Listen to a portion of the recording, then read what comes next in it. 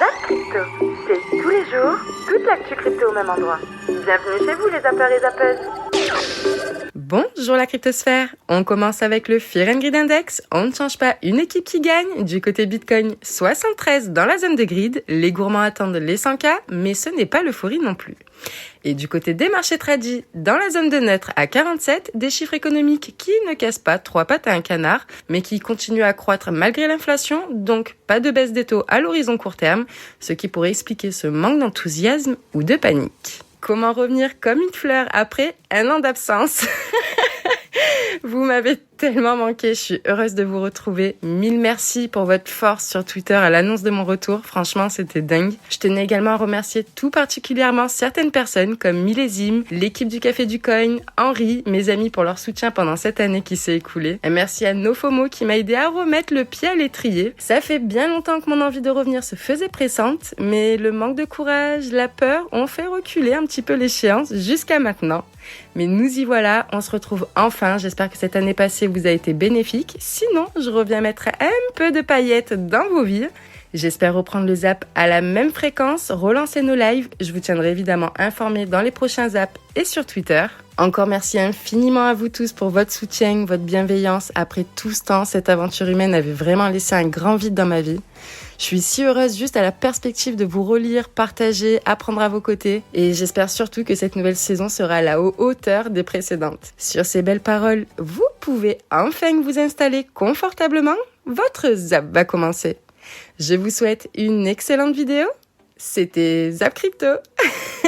Ça aussi, ça m'avait manqué. Allez, bisous sur vous. Je vais en profiter pour mettre un petit taquet aux médias, parce que quand même, quand j'ai parlé de l'affaire Julien il y a, je sais plus, 2-3 mois, j'ai dit comptez combien de temps avant que les médias ils arrêtent de bégayer, ils parlent de Julien. Bon, on a vu comment ça s'est passé. Je remercie les médias qui en ont parlé, notamment le Crypto Daily qui a fait une longue interview, qu'on a largement parlé. Je remercie aussi Coin Academy parce qu'ils l'ont pas caché, c'est-à-dire ils en ont parlé, ils ont pas fait comme ça s'il n'existait pas. Après, je vais pas pointer du doigt lui, chacun a ses raisons. L'excuse que beaucoup de médias m'ont sorti pour ne pas parler de l'affaire, c'est le risque de diffamation. Alors je voudrais être très clair, quand vous êtes un média, et ça c'est validé, moi je vous paye l'avocat si vous voulez, qui vous explique ça. Quand vous êtes un média et que vous vous contentez de reprendre les propos de quelqu'un en disant ce sont les propos portés par Amy, ou Amy a partagé ça, à partir du moment où vous ne dites pas, vous n'avez aucun risque légal à faire ça. Soyons très très clairs. Donc, l'excuse de la diffamation, soyons honnêtes, elle est un peu éclatée. Mais bon, voilà, je voulais le dire. Et tu vois, en vrai, vous savez très bien que c'est un sujet. À un certain moment, tout le monde dans les cryptos en parlait. C'était impossible de faire une soirée crypto, sans que les gens parlent de ça. Donc soyons honnêtes à un moment donné, vous faites le choix de ne pas en parler, parce que vous mettez souvent parler de tous les projets qui vous payent. Par contre, un truc qui intéresse les gens dans les cryptos, parce que les gens en parlaient tous, faites comme si ça n'existait pas. Voilà. Mais bon, voilà, je suis pas là pour pointer du doigt. Peut-être qu'il y en a qui prévoient, peut-être qu'il y en a qui vont jamais en parler. Chacun a ses raisons. C'est pas à moi de juger les gens. Mais voilà, je vais peut-être accentuer la pression à terme sur les médias. Parce que bon, voilà, pour faire des panneaux publicitaires de projets éclatés contre des sponsors, ça, y a pas de problème. Mais pour parler des vrais sujets qui intéressent les gens, un peu moins. Il y a Trump qui maintenant se montre crypto-friendly, il a lancé une collection NFT, il accepte les paiements en Bitcoin pour sa campagne électorale, donc il se montre pro-crypto, très probablement pour choper des électeurs et des voix. Du coup, ça oblige peut-être le camp adverse des démocrates à mettre de l'eau dans leur vin au sujet des cryptos, parce que eux, a priori, ils sont pas très crypto-friendly dans l'ensemble, et peut-être que ça aurait une influence sur la décision de la SEC. Donc aussi, voilà, ce qu'il y a à retenir, c'est que les politiques, ils vont aussi dans le sens pas forcément du vent mais des voix, voilà, un peu comme des girouettes, et faut pas forcément les croire quand ils se disent crypto-friendly, comprenez que c'est aussi électoral tout ça, même s'il y en a sûrement qui doivent être sincères à un moment. I will ensure that the future of crypto and the future of Bitcoin will be made in the USA, not driven overseas. I will support the right to self-custody to the nation's 50 million crypto holders. I say this with your vote. I will keep Elizabeth Warren and her goons away from your Bitcoin. And I will never allow the creation of a central bank digital currency. avec Guillaume, nous avons eu la chance d'aller dans la ferme de Virunga Park, où CleanSat Mining fait tourner 2 MW de machines qui minent du Bitcoin nuit et jour. Et nous avons eu la chance d'être conduits par Emmanuel de Mérode à l'intérieur d'un petit Cessna du parc où nous avons pu voir la ferme d'Ivingu, ainsi que la savonnerie et la chocolaterie de Mutwanga. Guillaume a même tenu son premier biberon à éléphant. On vous raconte tout ça. Avant d'attaquer l'interview d'Emmanuel de Mérode, remettons en contexte le rôle de l'industrie du mining aux abords du parc des Virunga. Comme vous allez le voir, le développement économique dépend de l'accès à l'électricité. Or, pour avoir de l'électricité, il faut des centrales qui la produisent, et il y a 2 obstacles majeurs à leur développement. Le premier, c'est le coût d'investissement. Tout d'abord, il faut quelques dizaines de millions pour construire un petit barrage au fil de l'eau comme celui d'Ivingu. Mais il faut aussi rajouter à ce coût beaucoup plus d'argent pour tirer les réseaux qui permettent de desservir la population. Et là, pour la peine, sans l'Union européenne, ce barrage n'aurait pas pu voir le jour. Il faut leur accorder cela. Mais ce n'est pas tout. Une fois que vous avez le barrage et le temps de créer les réseaux, il faut absorber un énorme manque à gagner, les extracapacités. Si le barrage d'Ivingu a une puissance maximum de 15 MW, au début il n'y a que 1 ou 2 MW qui sont effectivement absorbés par la demande de la population. Car soit il manque des raccordements, soit il manque le développement économique pour consommer cette électricité. Et ce schéma est tout à fait classique car lorsque l'on construit un barrage, on le fait pour les besoins locaux sur 20 ans. C'est là que le mining de Bitcoin intervient. Tant qu'il y a des extracapacités, des sociétés comme CleanSat Mining peuvent venir y mettre leurs machines de minage. Nous achetons alors à bas prix l'électricité excédentaire pour notre activité, ce qui permet au parc de vendre son électricité qui serait sinon restée dans la rivière. Et ce n'est pas une petite affaire. Comme le raconte Emmanuel de Mérode dans un article d'Adam Popescu publié pour le MIT Technology Review, le Bitcoin mining a sauvé les finances du parc depuis que la crise des mesures anti-Covid a asséché les revenus touristiques du parc. Et là, il faut rendre hommage aux équipes de BBGS, notre exploitant sur place, et à Sébastien Gouspillou pour avoir permis à ce site d'exister en collaboration avec le parc. Alors oui, ce projet est beau et utile, d'autant plus qu'il est situé dans un pays en guerre. Notre exploitant a perdu des ouvriers dans ces guerres, victimes collatérales de conflits qui ne leur appartiennent pas. Il est donc plus que jamais utile d'apporter de la force à l'institution du parc des Virunga afin de soutenir les initiatives du parc, mais aussi de montrer que le mining de Bitcoin a un rôle à jouer dans le monde sous bien des aspects. D'où vient cet intérêt pour ce secteur qui n'est plus émergent tout en restant émergent? La crypto et tout le monde, je dirais du Web 3, ça devient du coup pour nous une opportunité à double titre. Une première chose, c'est que même si on n'a pas d'études très très précises, on sait quand même que les gens qui sont détenteurs de crypto n'ont pas forcément le même profil que les autres. Et c'est pour nous un moyen d'aller chercher des donateurs que potentiellement on ne touche pas par ailleurs. Et puis, c'est un monde qui ouvre un paquet de possibilités de cas d'usage derrière. Donc là, effectivement, on a démarré par un bout parce qu'il faut bien commencer par quelque chose, mais on se pose pas mal de questions et on explore en fait pas mal d'opportunités potentiellement. Pourquoi est-ce que tout le monde déteste Cardano ? Déjà, d'où est-ce que je sais que tout le monde déteste Cardano ? J'entends souvent parler de Cardano comme catastrophe ADA, vous voyez le jeu de mots. Et après, il y a eu différents tweets de l'écosystème français, comme je vous disais en introduction. Donc, il y avait Nansen, mais aussi il y a eu un article sur Coindesk sur les 23 prédictions, par exemple, pour 2023, qui prédit que Cardano est une blockchain quasiment morte. Je vous mets le screen juste ici. Sans parler du rapport de marché donc que Coinbase fait tous les ans, où en 2023, ils n'ont même pas mentionné Cardano dans celui-ci, alors qu'ils mentionnent les autres plus grosses blockchains. Enfin, voilà, ça commence à faire beaucoup. Et donc, j'ai essayé d'expliquer, entre guillemets, en 6 points de pourquoi est-ce que les gens n'aiment pas forcément trop Cardano. Donc, le premier point, c'est la présence de Cardano dans la finance décentralisée, et on vient d'en parler, puisque Cardano est critiqué pour son intégration très lente dans l'espace DeFi, malgré toutes les promesses qu'ils font, etc. La plateforme prend du temps vraiment pour rivaliser avec des écosystèmes comme Ethereum qui sont beaucoup plus établis, et ça soulève vraiment des questions sur la capacité, je sais pas, à soutenir des applications financières qui sont complexes sur des produits DeFi.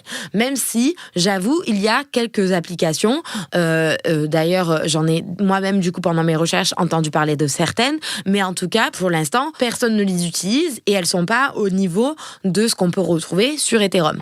Sinon, et donc on a Mt. Gox, vous savez, donc le premier grand hack des cryptos avec un Français, donc Marc Karpelès, qui était donc c'était en 2011. Ils sont maintenant plus de 10 ans, 12 ans après. On a enfin, en tout cas tous les créanciers vont peut-être récupérer leur Bitcoin. En tout cas, tout a été transféré sur une même adresse pour 10 milliards quand même. Et donc là, du coup, on a les échos qui nous disent que c'est pour ça que le marché corrige. Je ne pense pas, pour plein de raisons. D'abord parce qu'ils n'ont pas encore été distribués, même si effectivement, la réserve en fait de Bitcoin a été transférée. Donc il y a quand même 100 000 Bitcoin qui ont été transférés, c'est quand même beaucoup, 107 000, et ça va être donc distribué dans les jours à venir, mais c'est pas encore le cas.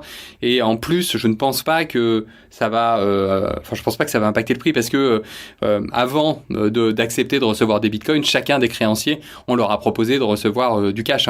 On leur a proposé de ne pas recevoir des Bitcoins. Donc, je veux dire, à mon avis, les mecs, ils vont recevoir leurs Bitcoins, ils vont les conserver, surtout qu'ils les avaient achetés à l'époque pour 1000 balles. Ils en valent aujourd'hui 70. Je pense pas qu'ils vont s'empresser de les vendre tout de suite. Peut-être un peu, mais je pense que voilà, on leur avait proposé des cash. Il y a plein de fonds, notamment, qui leur avaient proposé de leur acheter. Je vois pas comment ça va avoir un impact. En tout cas, potentiellement, s'ils se mettent tous à vendre d'un coup, évidemment, ça va avoir un impact sur l'offre. Les meme coins, c'est la base de la crypto dans la mesure où je pense que le meme coin, c'est le troll absolu dans la mesure où ça met en lumière toutes les incohérences, comme tu le disais, de toutes les autres cryptos. C'est-à-dire qu'ils ne cherchent pas à créer une utilité, contrairement à certaines cryptos qui créent une utilité complètement fictive. Les meme coins ne servent à rien, mais c'est ça qui est amusant. Et c'est un peu un pied de nez à tous les autres projets de crypto qui prétendent avoir une utilité, comme tu disais, pour les assurances, pour la traçabilité et tout ça, alors que dans la réalité, c'est bullshit. Au moins, le meme coin, dès le début, tu sais que c'est bullshit. Et la plupart y vont parce qu'ils connaissent déjà les règles du jeu et ils savent très bien qu'il peut y avoir des engouements sur les meme coins et que ça peut valoir très cher d'un coup. Alors c'est vrai que c'est souvent du parachute ascensionnel parce que ça monte très vite et après ça descend. Donc faut faire attention aussi sur les meme coins. Et la clé en fait, c'est de trouver parmi les floppés de meme coins qui sortent tous les jours lequel va vraiment pump. Et ça c'est vraiment très très très compliqué dans la majorité des cas. En plus ce sont tous des cryptos qui vont être manipulés par des VC, par les créateurs du token. Donc, il faut faire attention. Mais c'est vrai que parfois, il y a des meme coins, on se demande comment ils arrivent à rester dans le top 10, comme Dogecoin. Après, t'as l'adoption, t'as la culture, c'est la culture crypto. Ça s'entend. Maintenant, on va revenir sur ce meme coin qui a fait pratiquement moins 100% en quelques minutes. Ce meme coin a été victime d'un hack et il est passé de 41 millions de market cap à 35 000 de market cap. Ça veut dire que des gens sont passés du million à quelques centaines de dollars sur leur portefeuille en quelques minutes. Je te partage cette nouvelle pour te montrer les risques associés aux cryptos. Surtout que là, on était quand même sur un meme coin qui était assez établi. Alors 41 millions, ça peut être petit, en même temps grand, selon le prisme à travers lequel on comprend cette information. Mais pour un meme coin, ça fait quand même partie de la classe. Tous les meme coins n'arrivent pas à dépasser les dizaines de millions de market cap. Donc voilà, malheureusement, on n'est pas à l'abri de se faire hacker. C'est pour ça que dès que tu as atteint un multiple qui, selon toi, est assez intéressant, il faut que tu penses à prendre tes profits. Il faut te payer. Il ne faut pas être trop gourmand parce que parfois, ce qui nous fait perdre de l'argent, c'est justement notre excès de gourmandise. Peut-être qu'on a atteint les 100 000, on se dit non, 100 000 c'est pas assez, je veux 200 000, je garde. Et malheureusement, on va perdre l'intégralité parce que la crypto ne va jamais augmenter pour nous permettre d'avoir les 200 000. Donc, pense à te payer, ne sois pas trop gourmand et diversifie-toi et surtout investis uniquement l'argent que tu es prêt à perdre parce que, encore une fois, aucun gain n'est garanti et personne n'est à l'abri d'être victime d'un hack.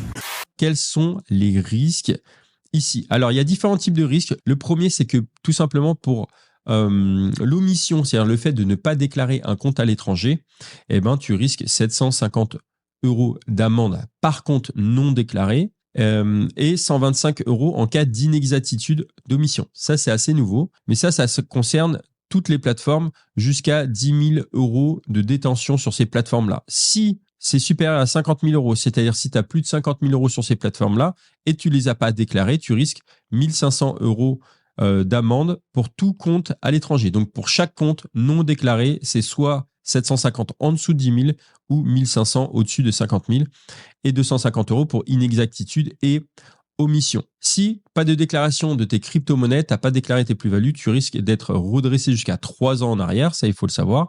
Tu peux avoir 40% de majoration, également payer des pénalités de retard. Donc ça il faut le savoir, au moins tu es au courant. Alors qui je suis c'est compliqué, j'ai plein de casquettes.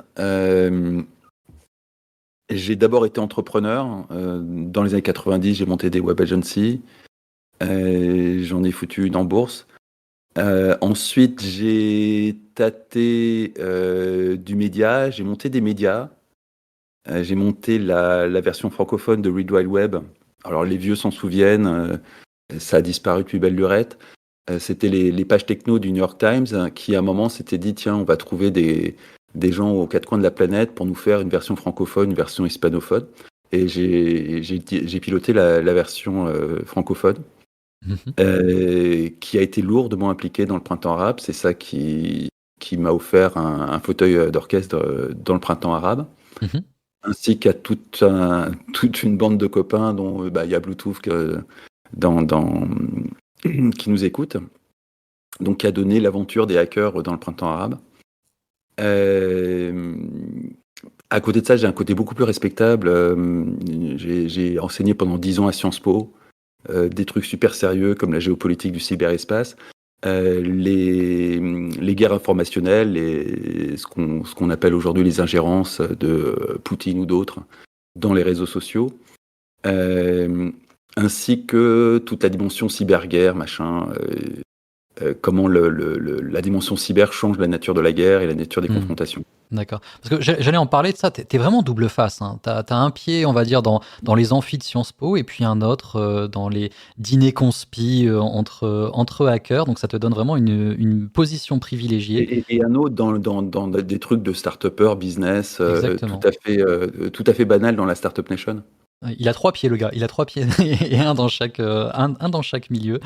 Le TF Spot, je vous parlais juste avant, oui, l'annonce du mec qui a dit que le TF Spot est approuvé, il a fait 3 millions de vues, c'est abusé, pour 11 000 likes. Mais du coup, voilà, c'était fait directement ça après la vidéo que je vous avais sortie là, il y a 2-3 jours. Et du coup, voilà, par la suite, en fait, au début, ce qui s'est passé, c'est que c'est pas directement arrivé le soir parce qu'ils ont dit que c'est approuvé, mais pas entièrement. Et après, voilà, ils ont validé, la SEC a donné son accord en fait pour lancer les ETF Spot Ethereum. Donc tout est bon. Forcément, très bonne news, savoir un impact là pour Ethereum à moyen long terme, c'est obligé. Je vous avais parlé du fait qu'il y a avoir beaucoup de volatilité forcément avec l'annonce de cet ETF là, et vous allez voir que, rappelez-vous, j'avais mis un trade sur Ethereum et c'est vrai que je me suis fait stop loss, je me suis fait sortir.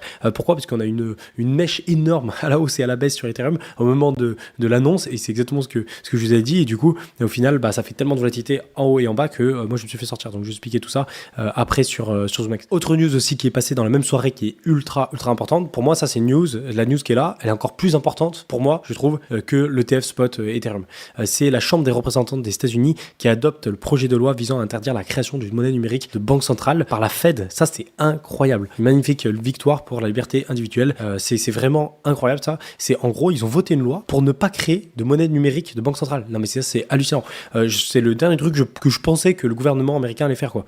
Et c'est une très très bonne chose parce qu'en fait, derrière, ça pourra peut-être faire de même avec les autres banques centrales comme la BCE ou dans d'autres pays. Et c'est vrai que chez les Américains, ça a l'air d'être plus simple à proposer ce genre de loi, à empêcher ce genre de choses qui arrivent, parce qu'ils sont quand même pas mal à cheval sur liberté individuelle et sur le fait de ne pas trop restreindre en fait, si vous voulez, les citoyens, et du coup ils sont plutôt dans cette mentalité-là. Arrivé à ce stade, voici comment l'économiste Hyman Minsky a identifié les 5 étapes d'une bulle. Sa répartition est la suivante. Étape 1, le déplacement. Les investisseurs découvrent un nouveau paradigme, une nouvelle raison pour laquelle les valeurs augmentent, comme par exemple le boom de l'Internet dans les années 1990 et la bulle technologique suivie en 1999-2000. Étape 2, le boom. Après une hausse hésitante, le mouvement s'accélère. Nous entrons dans une phase où les investisseurs ont de plus en plus peur de passer à côté de ce qui pourrait être une opportunité. L'argent afflue à mesure que l'enthousiasme augmente quant à l'argent potentiel qui peut être gagné dans un actif ou un secteur particulier. Étape numéro 3, l'euphorie. Les prix augmentent régulièrement, la valeur réelle d'une action ou d'un autre investissement ne représente plus d'intérêt. Les gens sont convaincus que les cours vont continuer à augmenter et que demain, ils pourront vendre à un prix plus élevé. Au cours de cette étape, l'enthousiasme devient incontrôlable avec un optimisme intense et généralisé parmi les investisseurs. Étape 4, la prise de bénéfices. Les petits investisseurs continuent d'acheter, les professionnels se retirent et si aucun nouvel acheteur n'est trouvé, les prix basculent de plus en plus et une supposée consolidation se transforme en un début de grande phase de correction. Étape numéro 5 et dernière étape, la panique. Lorsqu'un nombre suffisant d'investisseurs commence à vendre, un déclin rapide semblable à une cascade s'ensuit alors que tout le monde se précipite pour sortir. La panique s'installe chez les investisseurs qui ont acheté au plus haut pour constater une forte baisse de la valeur de leurs actifs. Ces étapes d'une bulle d'actifs constituent un cadre général pour comprendre l'évolution d'une bulle financière au fil du temps. Il n'existe pas de définition claire de la durée de chaque étape, car chaque bulle aura des caractéristiques légèrement différentes. Cependant, certains analystes estiment que nous nous trouvons dans une phase d'euphorie, d'une bulle de l'IA, et qu'il reste difficile de savoir si elle sera dépassée par une baisse progressive des prises de bénéfices, conduisant finalement à un déclin en cascade, ou si les développements passionnants et phénoménaux vont permettre de continuer à propulser les valorisations à la hausse. Encore aux States, on a eu cette semaine aussi les chiffres des PMI, des sondages réalisés auprès des directeurs d'achat qui donnent leurs sentiments sur leurs conditions de business actuelles, mais aussi sur leur anticipation à venir. Eh ben, disons que ils sont très chauds. On est au plus haut depuis avril 2022, 54.4, ce qui est en plus au-dessus de ce qu'on attendait. Je rappelle, quand on est au-dessus de 50, c'est une expansion de l'activité, en dessous de 50, contraction de l'activité. La demande est donc toujours résiliente, ce qui forcément va rendre difficile le ralentissement de l'inflation. D'où les membres du FOMC dont on parlait tout à l'heure, qui ne sont pas très chaud encore pour baisser les taux. En gros, plus les chiffres économiques sont bons, moins importantes sont les probabilités de baisse des taux. D'ailleurs, d'ici la fin de l'année, on revient à une baisse des taux anticipée par le marché vis-à-vis de la Fed. Et c'est d'ailleurs pour ça que en zone euro, au mois de juin, la BCE devrait probablement baisser ses taux directeurs parce que l'économie en zone euro est pas terrible. Alors pas terrible, disons que ça se redresse quand même un peu. Alors justement avec les PMI en Europe qui sont ressortis à un plus haut niveau depuis un an. Là aussi on est au-dessus du seuil critique des 50 et ça a été aussi supérieur à ce qu'on attendait. Disons que ça soulage un peu parce que ces derniers mois c'était vraiment pas terrible. Quand le dollar descend, ça veut dire que les investisseurs vendent leur dollar pour acheter donc des actifs à risque pour pouvoir en fait essayer de gagner plus d'argent, tout simplement. Voilà, vulgariser au max. Là on peut pas faire plus vulgariser et donc ça veut dire que le risque off, donc le Dixie descend, risk on monte, et ensuite, quand ici on a le Dixie qui remonte, comme ici, généralement les actifs risqués descendent, parce que les mecs, ils arrivent, ils font quoi? Hop, ils vendent leurs actions, ils vendent leurs cryptos, et ils les vendent contre quoi? Contre du dollar, donc les cryptos et les actions descendent, mais le dollar monte. Ok, voilà, là on fait vraiment simple, c'est pas aussi simple que ça, mais j'essaie de faire au plus simple. Et on peut le voir par exemple sur la map ici. Donc là c'est les quatre gros assets que je regarde tout le temps. Donc ici on a le dollar, d'accord, ici on a le BTC, ici on a le S&P 500, ici on a le Nasdaq. Donc je vais plutôt faire comme ça, je vais faire Dixie, S&P 500, BTC, et j'ai dit Nasdaq, pardon, désolé. Ça c'est à force, je suis un ancien dans les stocks et penny stocks, donc j'ai encore des mauvais réflexes, pas de Nasdaq, le ETH. Donc ETH, donc comme je disais, regardez ici par exemple, on a donc le Dixie qui monte, on a le S&P 500 qui descend. Après, hop, il faut juste revenir quand même à la bonne time frame. Voilà, pareil. Ici, donc, le Dixie monte. On a le BTC qui descend. Et après, c'était ici, hop, et ici, et le TH qui descend. OK. Ensuite, on a le Dixie qui monte, qui descend, pardon, avec, du coup, donc, le S&P 500 qui monte. Ici, BTC qui monte, ETH qui monte. OK. Maintenant, si on regarde un petit peu, donc, le comportement des investisseurs pour voir un petit peu où est-ce qu'on est dans ce cycle. Ce cycle, comme la plupart des précédents cycles, il est unique. D'accord. Il est unique. Pourquoi? Notamment si on regarde le comportement des investisseurs, je rappelle en bleu, on a les investisseurs de long terme, ça veut dire ceux qui ont au moins conservé plus de 6 mois leur Bitcoin, et les investisseurs de court terme.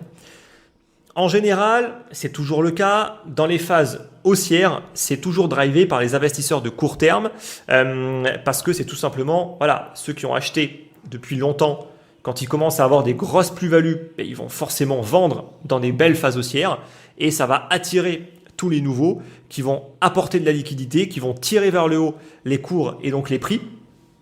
Et donc forcément, on a systématiquement des inversions de courbes. Là, ce qui est assez particulier, c'est que on a les signes d'un top. Voilà. Là, on a clairement un plateau qui a été atteint. Ça veut dire que les investisseurs de long terme, ils ne vendent plus. Même c'est encore pire, ils réaccumulent. On voit que ça remonte un petit peu. Les investisseurs de court terme qui ont été attirés par toute la phase de hausse, notamment quand il y a eu le listing des ETF Bitcoin, au final, ça s'essouffle et c'est en train de rebaisser. Donc ça, c'est des caractéristiques normalement d'un marché qui a atteint une maturité par rapport à son cycle haussier et qui part sur une phase plutôt, on va dire, d'accumulation, voire de tendance plutôt baissière. Et ce qui est assez ironique, c'est que c'est en train de se produire sur un Bitcoin qui évolue toujours dans la zone des 70 000 $. On est toujours tout en haut et on n'a pas réellement en fait de signe aujourd'hui de top de marché. Donc c'est là où je vous dis en fait encore une fois que les marchés, ils ne se répètent pas à l'identique et ils ne se répéteront jamais à l'identique. Ceux qui ne se basent que sur quelques indicateurs pour être capables de prendre des décisions, en général, ils se font toujours massacrer par le marché parce que c'est tout le temps en train de changer. Et là, ça en est justement la preuve. Maintenant, si on regarde un autre indicateur qui est le Realized Price, qui est en fait on va dire que c'est le prix réel d'achat. On va dire que c'est la moyenne d'achat de l'ensemble des bitcoins. Et on va bien évidemment ajouter un filtre entre la moyenne d'achat des investisseurs de court terme et des investisseurs de long terme. Encore une fois, ce sont les investisseurs de court terme qui font la hausse. Ça, c'est toujours important quand même de le prendre en compte. Et ce sont les investisseurs de long terme qui vont être là pour faire les corrections et marquer les tops de marché quand il va y avoir des ventes très importantes, parce que les plus-values sont très importantes tout simplement et que beaucoup de personnes vont être tentées d'encaisser en tout cas en partie leur plus-value, ce qui est un comportement qui est parfaitement normal. Aujourd'hui, on voit que cette courbe rouge, elle a été parfaitement défendue par le Bitcoin et ça c'est important parce que d'un point de vue psychologique, il faut absolument pas que les investisseurs de court terme commencent à prendre des grosses pertes. Parce que quand ils commencent à prendre des pertes, forcément, ils vont pas être contents. Forcément, ils vont pas commencer à dire à tous leurs potes « Les cryptos, c'est génial, je gagne plein d'argent. » Non, ils vont dire « C'est de la merde, je me suis fait rincer, faut surtout pas y aller. » Et donc, d'un point de vue psychologique, c'est un niveau qu'il ne faut pas casser. Et très souvent, dès lors qu'on casse ce niveau, en fait, c'est des signaux extrêmement importants à prendre en compte sur des retournements de tendance. On l'avait notamment vu en 2021, lorsqu'on l'avait cassé une première fois ici. En fait, par rapport au Bitcoin, en fait, ça avait clairement marqué la fin. On est revenu tester ici une zone assez dure, presque même également, vous voyez ici, la zone de résistance qui a été retestée une fois de plus. Et qu'est-ce qu'il se passe sur cette zone de résistance? Eh bien, à chaque fois, on se fait rejeter. Je vais vous montrer ça directement ici. Regardez. Sur le Bitcoin, j'ai mis directement des petits marteaux orange à chaque fois qu'on s'est fait rejeter de cette zone ici. Et clairement, ça ne loupe pas. On a venu une première fois ici, les 73 310 $. Et on voit qu'ici, tout ce qui se passe entre les 71 000 $ et les 67 000 $, c'est une zone qui actuellement est clairement en train d'être défendue par les whales et par les gros portefeuilles. Donc on a une conviction actuellement de venir tout simplement ne pas permettre au Bitcoin de gagner cette zone des 71 000 $. Donc il va falloir rester extrêmement prudent. Je vous ai mis ce rectangle bleu ici, qui est le rectangle, j'ai l'impression, de possession des whales. Ça veut dire que dans cette zone, les whales sont extrêmement satisfaites parce qu'elles arrivent à pouvoir tout simplement sortir de position. On voit qu'on a ici à chaque fois dans cette zone des très très forts rejets, c'est-à-dire des zones dans lesquelles clairement il y a de grosses ventes. Donc il va encore une fois de plus falloir rester prudent sur ce mouvement. Une fois de plus, on n'est pas du tout encore sur quelque chose de clairement haussier. On voit qu'en termes de ratio long short, ça veut dire le momentum, donc la force dans le mouvement, on a encore largement la force ici disponible pour pouvoir envoyer un mouvement baissier complémentaire. Et je vous rappelle que la plupart du temps, on pose un bottom dans cette zone verte, c'est-à-dire dans la zone de survente, dans la zone dans laquelle les vendeurs n'ont plus de force. Ici, on n'était pas réellement revenu dedans, donc à surveiller une fois de plus, puisque, comme je vous l'ai expliqué, la force actuellement vendeuse disponible dans le mouvement pourrait clairement nous ramener à mon objectif. Je vous rappelle que j'ai toujours comme objectif un mouvement baissier qui nous ramènerait dans un premier temps aux 52 787 $. Alors, donc là, on perd la Tenkan, c'est pas très grave, hein, ça arrive souvent qu'on perde la Tenkan, vous voyez, on perd la Tenkan dans les mini-corrections, c'est pas important, l'important si on veut rester bullish en daily, c'est de garder la Kijun et le nuage, hein, ça tombe bien, ils sont cumulés ici, aux alentours des, pareil, 64-65 000 $. Ouais, donc c'est le gros niveau qu'il ne faut pas perdre, puisque si on casse les 64-65 000 $, alors effectivement, il y a le bas du nuage là, encore une fois vers les 62 000 $, avec un petit plat de Kijun, voilà, c'est le niveau de la dernière chance, hein, mais il faudra mieux éviter de casser les 65 000 $, et puis si on casse ce niveau-là, il faudra s'attendre à aller plus bas. Si je dézoome un tout petit peu, vous voyez ici ce regain de dominance assez larvé finalement, mais dans un canal qui est propre, hein, qui est joli, il n'y a pas de souci là-dessus. On n'a aucune raison ici de se dire que ce canal va s'arrêter tant qu'on n'a pas réellement perdu le bas. Et là, vous voyez qu'on s'en approche un petit peu. Passer là-dessous voudrait dire donner de la place pour une all season, éventuellement pour un retest ici du haut de range, revenir tester le support qui est au 48-72%. Néanmoins, on peut peut-être se dire que une dominance qui irait à 60%, pourquoi pas. Maintenant, on a vu quand même que les ETF spot Ethereum ont été acceptés. La question ici, c'est à partir de quand ils vont commencer à être tradés. On parle éventuellement de juillet, de choses comme ça. Je continue ensuite avec le responsable de l'explosion des transactions sur la blockchain Aptos. Aptos, ça fait un moment qu'on n'en parlait plus. Pourtant, ils ont des NFT, ils ont des jeux, ils ont pas mal de choses. Et en fait, on a un projet qui est une sorte de copier-coller par rapport au jeu Notcoin qui se passait sur Telegram, où les gens en fait tapotent leur téléphone, gagnent des coins. Et on rappelle que le Notcoin a été listé il y a pas si longtemps que ça. C'était un truc assez impressionnant. Ce projet s'appelle Tapos et c'est un tickle to earn. Donc en fait, les gens, ils tapotent leur écran pour caresser un petit chat. Et au fur et à mesure qu'ils font ça, ils gagnent du token Earth, et apparemment ce truc-là a fait exploser la blockchain. Alors moi, j'ai pas du tout suivi, je vous mettrai bien sûr le lien de l'article en description juste en dessous, mais ça reste intéressant, et comme quoi, il y a des projets comme ça qui peuvent exploser, venus d'on ne sait où, sur n'importe quel écosystème, et donc il faut surveiller un petit peu tout, et donc aussi suivre ma chaîne, comme ça vous êtes au courant de ce qui se passe, évidemment. On peut voir aussi, là on vient de publier les résultats du dernier Builder Challenge. Donc on a lancé un programme pendant 10 semaines où le top 10 des expériences publiées sur la map vont recevoir un prix. Il y avait un pool de 1,5 million de sands disponibles. Ça représente quand même plus de 800 000, 900 000 euros si mes calculs sont bons de tête. Et les gagnants ont été annoncés et le premier gagnant a reçu 400 000 sands. Donc finalement, il commence à avoir un montant raisonnable à gagner pour les créateurs qui va se transformer entre 4, 5 chiffres en moyenne. Et va avoir le premier créateur qui a gagné 6 chiffres ensemble. Donc ça aussi, je trouve c'est important de le mentionner puisque souvent on se demande si je crée un contenu sur une plateforme type Roblox ou Sandbox, est-ce que je vais pouvoir en vivre ou est-ce que c'est juste un hobby? Et pour l'instant, majoritairement, c'était un hobby, mais on va commencer à amener progressivement la monétisation grâce à ces nouvelles mécaniques qu'on a déployées, le NFT Sensor, les Builder Challenge, les Game Jam aussi. Et si tu n'es pas rassasié, retrouve à gauche le Zap Crypto de la veille et à droite le Zap Crypto de l'année dernière, jour pour jour. Tu as trouvé une ou plusieurs actus intéressantes? Fais-le moi savoir en commentaire.